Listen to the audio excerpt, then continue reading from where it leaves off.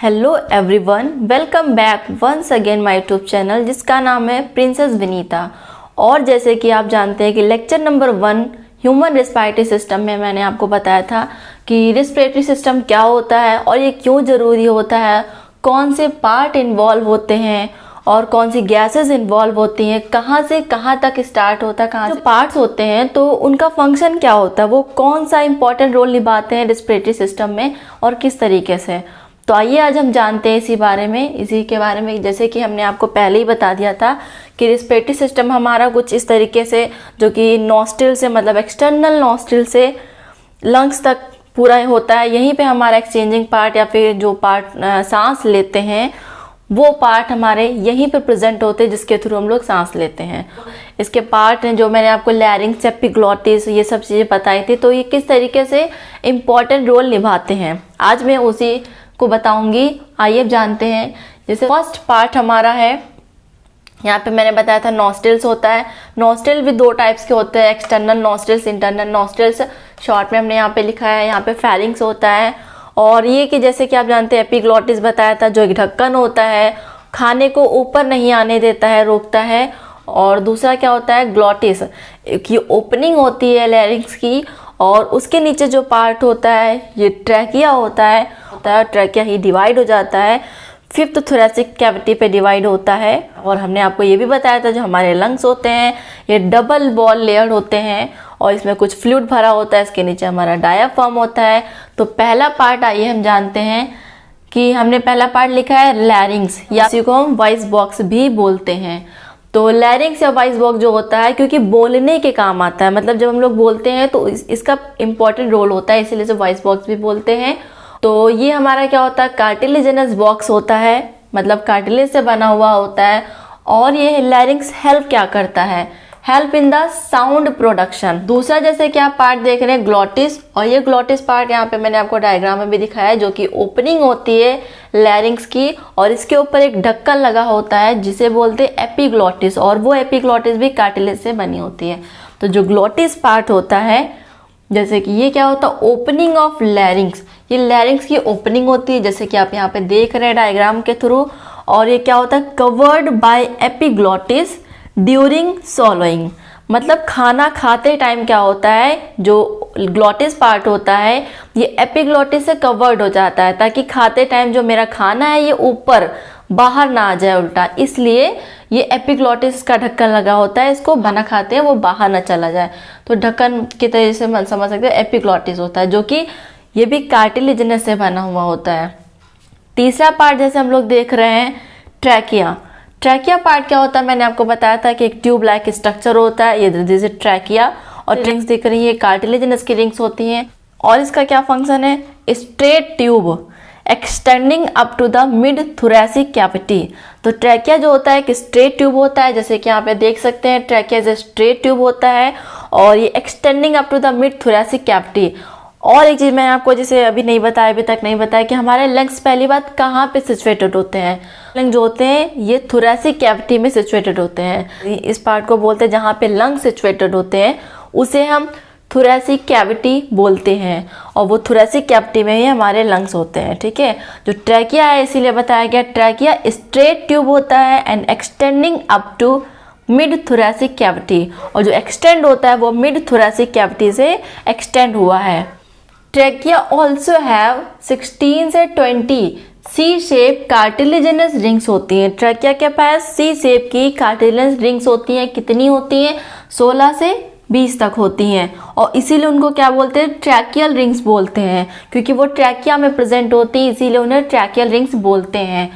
It incomplete on dorsally, dorsally कैसी होती है इनकम्प्लीट होती है, एंड कंप्लीट वेंट्रली। तो डॉर्सल पार्ट हमारा कौन सा होता है आपको पता होगा, पीछे ये हमारा डॉर्सल पार्ट होता है और आगे का ये हमारा वेंट्रल पार्ट होता है। तो डॉर्सली क्या होती है इनकम्प्लीट होती हैं, और जो वेंट्रली होती हैं ये कंप्लीट होती हैं। ठीक है, फोर्थ पार्ट हमारा है लंग्स, जो कि बहुत इंपॉर्टेंट है।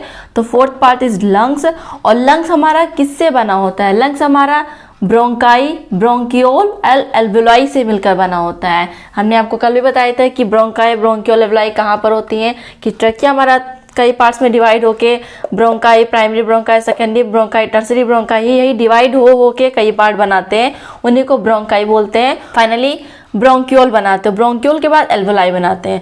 तो यही के जो पार्ट है यहाँ दिखाया गया, ब्रोंकाई, ब्रोंक्यूल और एल्वोलाई, ये मिलकर ही लंग्स बनाती हैं। ठीक है, it is present in the thoracic chamber, और लंग्स हमारे कहाँ पे प्रेजेंट होते हैं? Thoracic chamber.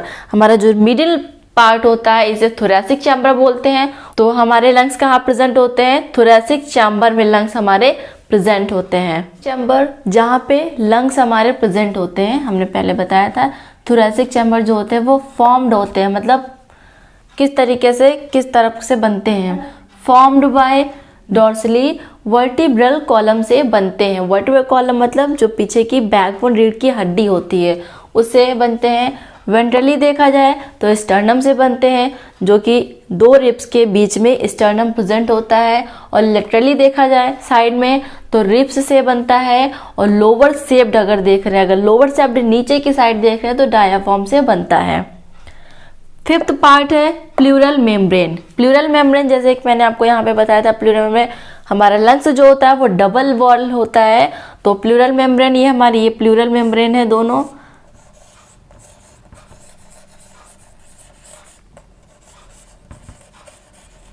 प्लूरल मेम्ब्रेन है। और ये प्लूरल मेम्ब्रेन जो होती है इनके बीच में प्लूरल फ्लूइड भरा हुआ होता है। तो इसके बारे में देखते हैं प्लूरल मेम्ब्रेन।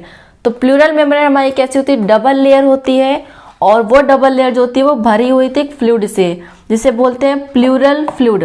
प्लूरल फ्लूइड से बनी होती है। और वो प्लूरल फ्लूइड का फंक्शन क्या है? प्लूरल फ्लूइड क्या करता है? Reduce friction on lung surface. और प्लूरल मेम्ब्रेन हमारी दो डबल वॉल होती है, इसीलिए आउटर मेम्ब्रेन जो होती है और इनर मेम्ब्रेन। आउटर मेम्ब्रेन जो होती है वो कांटेक्ट होती है विद थोरैसिक कैविटी के। Outer membrane contact with the thoracic cavity, और जो इनर मेम्ब्रेन होती है वो लंग्स के कांटेक्ट में होती है। जैसे कि आउटर मेम्ब्रेन हमने बताया कि जो लंग्स हमारे होते हैं थोरैसिक कैविटी में होते हैं। तो थोरैसिक कैविटी तो बाहर की हुई, उसके अंदर लंग्स प्रेजेंट है। तो आउटर वाली मेम्ब्रेन जो होगी, ये आउटर मेम्ब्रेन जो होगी वो थोरैसिक कैविटी के कांटेक्ट में होगी। और जो अंदर वाली लेयर होगी जैसे कि अंदर वाली लेयर है, आउटर वाली लेयर थोरैसिक कैविटी में प्रेजेंट है तो थोरैसिक कैविटी के कांटेक्ट में होगी। और इनर वाली लेयर जैसे कि लंग्स प्रेजेंट है तो इनर वाली लेयर जो होगी वो लंग्स के कांटेक्ट में होगी। Six part is conducting part. और ये देखते हैं फर्स्ट पॉइंट क्या लिखा, it start with external nostril to terminal bronchiole. ये कहाँ से स्टार्ट होता है, कहाँ पर एंड होता है? देखते हैं यहाँ पे डायग्राम में, ये हमारा नॉस्ट्रिल है, यहाँ पे एक्सटर्नल इंटरनल दोनों होता है। एक्सटर्नल बाहर की साइड होता है और इंटरनल अंदर की साइड होता है। तो यहाँ से स्टार्ट होता है और टर्मिनल ब्रोंक्यूल तक रहता है। जैसे कि मैंने आपको बताया था कि ट्रैकिया डिवाइड होती है प्राइमरी, सेकेंडरी, टर्सरी ब्रोंकाई में डिवाइड होके फिर ब्रोंक्यूल में डिवाइड होती है। वही ब्रोंक्यूल इनिशियल यहाँ पे होगा और टर्मिनल ब्रोंक्यूल यहाँ पर होगा। ठीक है, तो ब्रोंक्यूल पे आके एंड हो जाती है। तो कंडक्टिंग पार्ट हमारा यहाँ से यहाँ तक होता है। सेकेंड पॉइंट क्या लिखा हुआ है, it transport atmospheric air to alveoli. ये क्या करता है? कंडक्टिंग पार्ट हमारा क्या करता है, जो एटमॉस्फेरिक एयर होती है उसको एल्वियोलाई तक लेके आता है। एटमॉस्फेरिक एयर जैसे कि यहाँ पे हमारी O2 पड़ी हुई है तो यहाँ से इस पार्ट से आएगा और कहाँ तक आएगा? कंडक्टिंग पार्ट के थ्रू यहाँ हमारा एल्वियोलाई में आएगा। थर्ड क्या लिखा हुआ है, it clears from foreign particle. और ये क्या करता है, जो हमारी एटमॉस्फेरिक एयर आती है बाहर से, तो वो कुछ डस्ट पार्टिकल जो भी मिला होता है उन पार्टिकल से क्लियर भी कर देता है। मतलब ये क्लियर करके ही अंदर वो फॉरेन गैसेस को अंदर लेके आता है।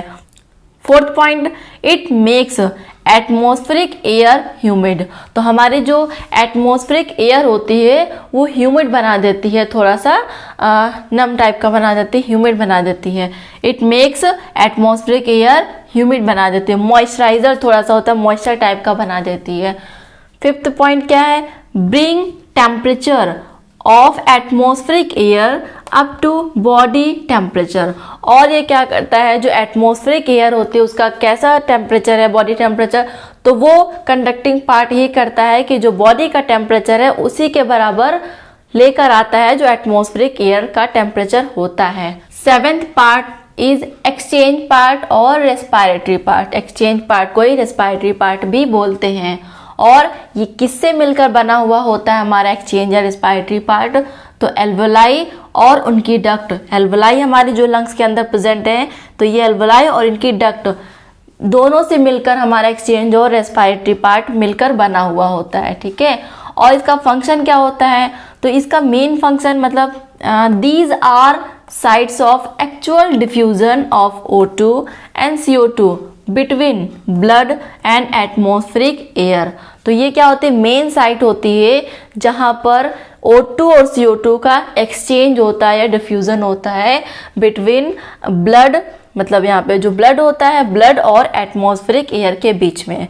तो इस लेक्चर में बस इतना ही। और नेक्स्ट आप जो लेक्चर नंबर 3 आएगा उसमें आप पढ़ेंगे जो डिफ्यूज़न का ऑर्डर होता है, तो किस तरीके से मतलब गैसेस हमारी ट्रांसपोर्ट होती हैं, तो उसके भी कई स्टेप्स होते हैं और ऑर्डर होता है, वो मैं आपको नेक्स्ट लेक्चर नंबर 3 में बताऊंगी। मिलते हैं नेक्स्ट वीडियो में। और अगर आपको मेरी वीडियो अच्छी लगी है, समझ में आया, जो कहीं नहीं भी समझ में आया है, तो प्लीज़ आप उसे कमेंट सेक्शन में बता सकते हैं और मैं पूरी कोशिश करूँगी कि नेक्स्ट वीडियो में उसे इम्प्रूव कर पाऊँ। और वीडियो अगर अच्छी लगी है तो चैनल को सब्सक्राइब और लाइक ज़रूर करिएगा।